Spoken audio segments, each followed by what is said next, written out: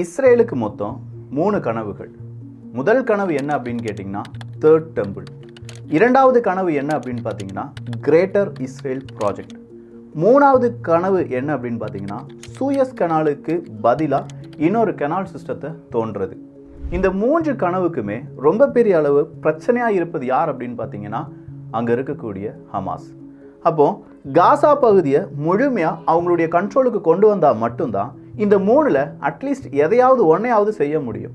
அதுலேயும் குறிப்பாக Suez canal, red C அப்படின்னு சொல்லும்போது 2 பாகங்களை பார்த்ததற்கான மெயின் தேவையே இஸ்ரேலினுடைய ஃபியூச்சர் ப்ராஜெக்டை பற்றி சொல்லிக் கொடுப்பதுக்கு தான். அப்போது இது இஸ்ரேலினுடைய ரொம்ப முக்கியமான திட்டம். அந்த திட்டத்துக்கு அமெரிக்கா 20 நாடுகள், 23 நாடுகள், 43 நாடுகள் அப்படின்னு சொல்லி கண்டினியூஸாக பேச்சுவார்த்தையில் ஈடுபட்டு இருக்காங்களே, அதனுடைய பின்னாடி என்ன நடந்துட்டு இருக்கு அப்படிங்கிறது எல்லாத்தையுமே உங்களுக்கு விவரிக்கக்கூடிய ஒரு டாபிக்காக இருக்க போகுது. அன்பு தமிழ் நெஞ்சங்களுக்கு தமிழ் பொக்கிஷத்தின் வணக்கங்கள்.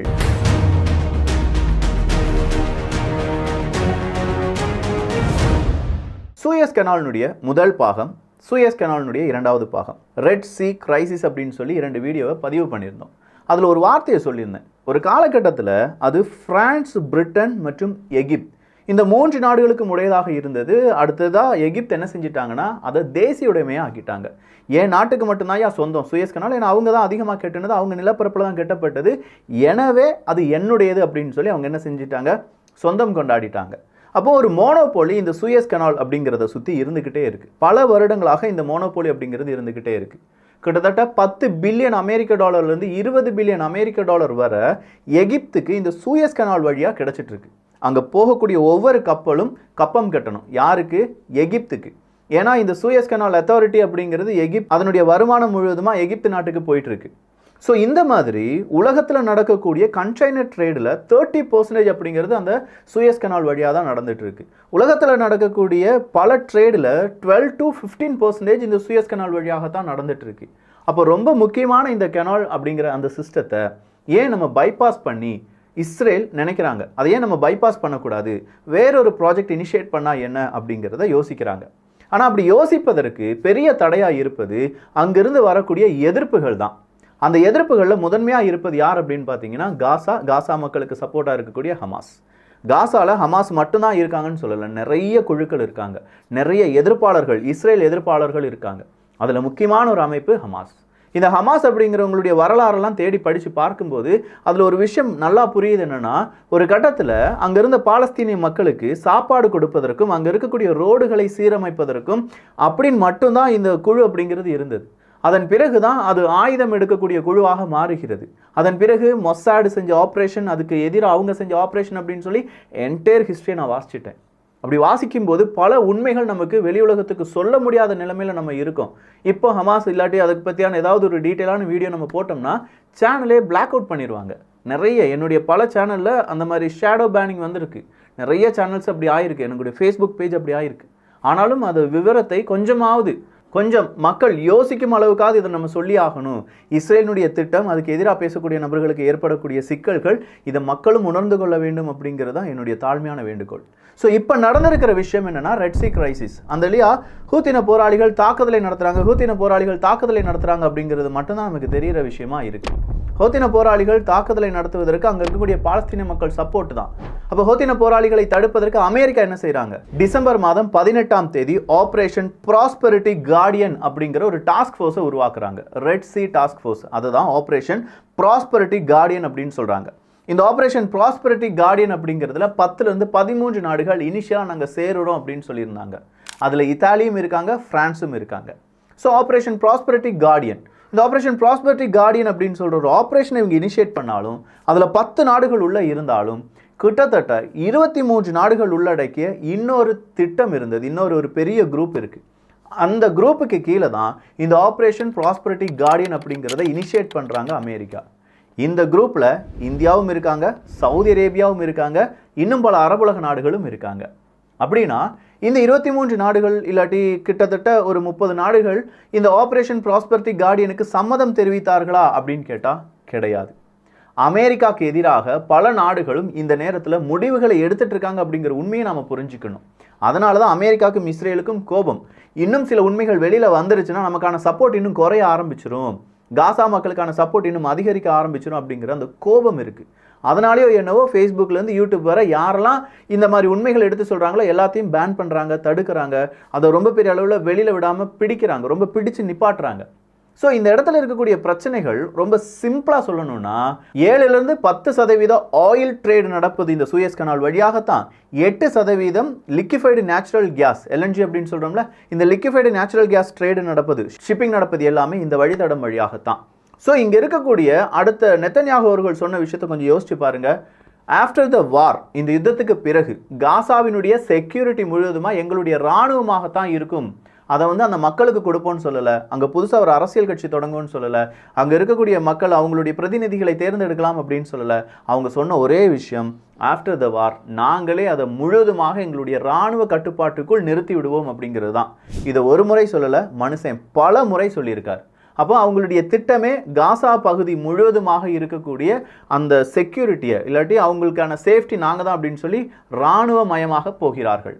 அப்போ மெடிட்டரேனியன் பக்கம் காசா பகுதியில் இருக்கக்கூடிய இயற்கை வளங்கள், காசா பகுதியில் இருக்கக்கூடிய ஆயில், கேஸ், இது எல்லாம் இஸ்ரேலுக்கு சொந்தமாக மாறிவிடும். அது கூடவே இஸ்ரேலினுடைய அந்த 3 கனவு திட்டங்கள் இருக்குல்ல, அதில் ஒரு கனவு திட்டத்தை அவங்களால என்ன செஞ்சிட முடியும், நிறைவேற்றி விட முடியும். ஸோ ஆப்ரேஷன் ப்ராஸ்பரிட்டி கார்டியன் அப்படிங்கிறத கொண்டு வந்த அமெரிக்கா நேராக ஃப்ரான்ஸ் கொஞ்சமாக விவாதம் பண்ணுறாங்க. இல்லை நீ சொல்கிறது சரியே இல்லை அமெரிக்கா, எனவே நான் இந்த ஆப்ரேஷன் ப்ராஸ்பரிட்டி கார்டியன்லேருந்து வெளியில் வரேன், ஐரோப்பிய ஒன்றிய கப்பலுக்கு மட்டும் நான் என்ன செய்கிறேன், பாதுகாப்பு கொடுக்குறேன், மீதம் இருக்கும் கப்பலுக்கு என்னால் பாதுகாப்பு கொடுக்க முடியாதுன்னு சொல்கிறாங்க ஃப்ரான்ஸ். இத்தாலி அதுலேருந்து நைஸாக வெளியில் வராங்க. சரிப்பா, எகிப்து உண்மையிலேயே ரெட் சி இல்லாட்டி சூயஸ் கனால் வழியாக ஒரு கப்பல் பாஸ் ஆக முடியலை. நல்லா பார்த்துக்கிட்டிங்கன்னா லாய்ட் ஆஸ்டின் அவர்கள் இருக்காங்க பார்த்தீங்களா, இந்த லாய்ட் ஆஸ்டின் அவர்கள் 43 நாட்டு பிரதிநிதிகள் கூட பேசுகிறார், வீடியோ கான்ஃபரன்ஸ் வழியாக பேசுகிறார். ட்ரேடு கம்மியாயிட்டு இருக்கு, ரொம்ப பெரிய அளவில் முக்கியமான கப்பல் நிறுவனங்கள் எல்லாமே ரெட்சி வழியாக கப்பல் விடுறதுக்கு தயங்குறாங்க. ஐக்கியா போன்ற பல நிறுவனங்கள் அவங்களுடைய கஸ்டமர்ஸுக்கு, அவங்களுடைய B2B கஸ்டமர்ஸுக்கு எல்லாத்துக்குமே ஒரு மெசேஜ் அனுப்பி விடுறாங்க, 20 நாள் 25 நாள் டிலே வரும், ஏன்னா நாங்கள் சுற்றி வரப்போகிறோம், ஆப்பிரிக்காவை சுற்றி வரப்போகிறோம், இந்த சூயஸ் கனால் வழியாக வரமாட்டோம் அப்படின்லாம் சொல்லி நிறைய நிறுவனங்கள் இதற்கான அப்டேட்டை கொடுத்துட்டு இருக்காங்க. ஸோ இந்த அப்டேட்லாம் வரும்போது யாருக்கு இது பாதிப்பாக இருக்கும்? நிச்சயமாக எகிப்துக்கு தானே இருக்கும். 10 பில்லியன்லேருந்து 20 பில்லியன் வருமானம் வந்துட்டு இருக்கிற சூயஸ் கனாலை சுற்றி இப்படி ஒரு பிரச்சனைனா எகிப்து முதல் ஆளாக இந்த ஆப்ரேஷன் ப்ராஸ்பரிட்டி கார்டியனில் போய் சைன் போட்டிருக்க வேண்டாமா? சைன் போடலை. ஏன்னா அவங்க சொல்லுவது என்னன்னா, ஹூத்தின போராளிகள் ஏன் போராடுறாங்க அப்படிங்கிற உண்மையை கூட நான் மறைக்காமல் இந்த இடத்துல தடை போட்டுவிட்டேன் அப்படின்னா நானே பெரிய ஒரு துரோகம் செய்ததாக இருக்கும் அப்படின்னு சொல்லி எகிப்து அந்த இடத்துல வேடிக்கை பார்த்துட்டு இருக்காங்க. சரி, சவுதி அரேபியா இதுக்கு எதிராக இல்லாட்டி இந்த ஆப்ரேஷன் ப்ராஸ்பரிட்டி கார்டியன் அப்படிங்கிறதுல கையெழுத்து போட்டுட்டாங்களா அப்படின்னு பார்த்தா கிடையாது. அப்போ அரபுலக நாடுகளில் பஹ்ரைன் மட்டும்தான் இந்த ஆப்ரேஷன் ப்ராஸ்பரிட்டி கார்டியன் அப்படிங்கிறதுல சைன் போட்டிருக்காங்க. யுனைடெட் அரப் எமிரேட்ஸ் அப்படிங்கிறதுக்கு ஹூத்தின போராளிகளை கண்ணெடுத்து பார்த்துடவே கூடாது, அந்த அளவுக்கு பார்த்தா அரெஸ்ட் இல்லாட்டி சுற்றுவாங்க அப்படிங்கிற மாதிரி இருக்கும்.